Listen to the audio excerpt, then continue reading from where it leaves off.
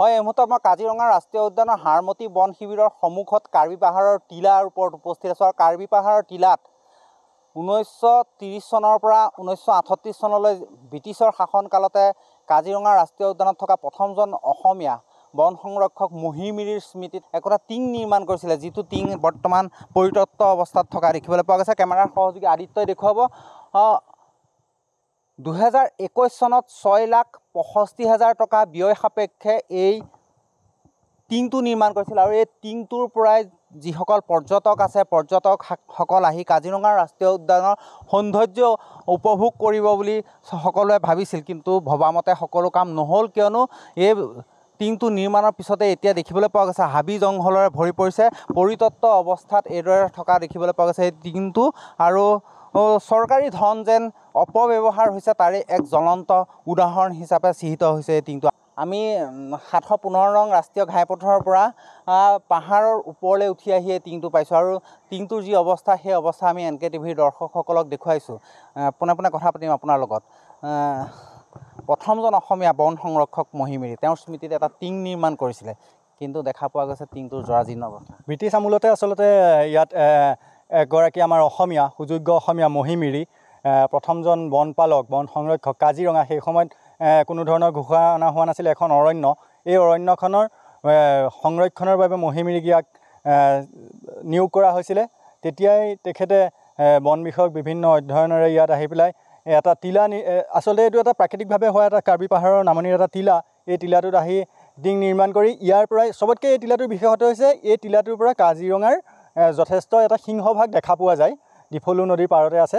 এই গোটেই টিলাটোৰ পৰাই নিৰীক্ষণ কৰি আছিলে আৰু সেই পৰৱৰ্তী সময়ত এই টিলাটোৰ নাম মহিমিৰি টিং হ'ল। কিন্তু এতিয়া দুৰ্ভাগ্যজনক কথা যে এই টিংটো এতিয়া সম্পূৰ্ণ জৰাজীৰ্ণ, হাবি বননিয়ে আগুৰি ধৰিছে। কোন আছে কি আছে নাজানো, বা আমাৰ পৰ্যটন বিভাগ, বন বিভাগ সকলো আছে, কিন্তু থাকিও যেন নাই। গোটেই এটা সুন্দৰ ইয়াত ঘৰো বনোৱা হৈছিলে যথেষ্ট বুজন পৰিমাণৰ ধন, চৰকাৰী ধন ব্যয় কৰি, কিন্তু এয়া সম্পূৰ্ণ এৰাবাৰী।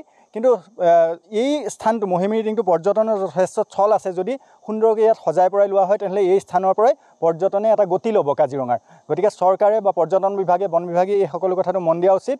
আৰু এতিয়া যি আমাৰ পৰিৱেশ দিৱস পালিত হয়, বিভিন্ন দিৱস পালিত হৈ আহিছে, এই দিৱসৰ প্ৰাকখনত বা পিছত ইয়াক মনত নেপেলাই ইয়াক সকলো সময়তে যদি সজাই পৰাই ৰখা হয়, কাজিৰঙা অসম তথা ভাৰতৰ বাবেই মহিমিৰি টিং এটুকুৰা সৌন্দৰ্যৰ, এটুকুৰা আকৰ্ষণৰ কেন্দ্ৰবিন্দু হৈ পৰিব।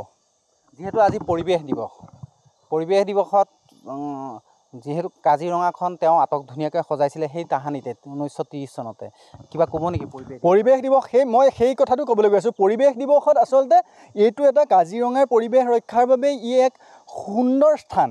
ইয়াৰ পৰা কাজিৰঙাখন দেখা পায়। এই চিন্তা এতিয়াৰ নহয়, এই চিন্তা ব্ৰিটিছৰ দিনৰ 1930 পৰা 38 চনৰ ভিতৰতে এই চিন্তাটো আৰম্ভ হৈছিলে। এই টিংটো পৰৱৰ্তী সময়ত টিংটোৰ নাম মহিমিৰি নামেৰে মহিমিৰি টিং কৰা হৈছে, কিন্তু সেই সময়ত তেওঁ আহি এই টিংটো স্থাপন কৰিছিলে, য'ৰ পৰা আমি সুন্দৰকৈ, আপুনি এতিয়া হাবি বনে আগুৰি আছে আমি নেদেখোঁ, কিন্তু এনেই হাবি বনখিনি কিছু চাফা কৰি দিলে আমি গোটেই কাজিৰঙাখন ইয়াৰ পৰা দেখা পাম। গতিকে এই পৰিৱেশ দিৱসৰ এই মুহূৰ্তত মই অনুৰোধ জনাম চৰকাৰ তথা সংশ্লিষ্ট বিভাগক যে এই মহিমিৰি টিংটো পূৰ্বৰ ৰূপলৈ ঘূৰাই আনক। ব্ৰিটিছৰ দিনতকৈ এতিয়া যথেষ্ট উন্নত প্ৰযুক্তি আহিলে, কথাবিলাক যথেষ্ট উন্নত হ'ল। গতিকে উন্নত চিন্তা কৰক, উন্নত চিন্তাৰে মহিমিৰি টিংটো সজাই তোলক আৰু আমাৰ অসমখনক, কলিয়াবৰত থকা এই মহিমিৰি টিংটোক গোটেই বিশ্বৰ লগত চিনাকি কৰি দিয়ক। নিশ্চয়কৈ আচলতে বিশ্বৰ লগত চিনাকি কৰি দিব লাগে, কিয়নো এটা কথা উল্লেখ কৰিম, 1930 পৰা 38 চনলৈ প্ৰথমজন অসমীয়া বন সংৰক্ষক মহিমিৰিয়ে ইয়াতে এটা টিং নিৰ্মাণ কৰিছিল। পৰৱৰ্তী সময়ছোৱাত 2021 চনত 6,65,000 টকা ব্যয় সাপেক্ষে এই টিংটো নিৰ্মাণ কৰিছে আৰু এই টিংটোৰ নামাকৰণ কৰা হৈছে মহিমিৰি টিং।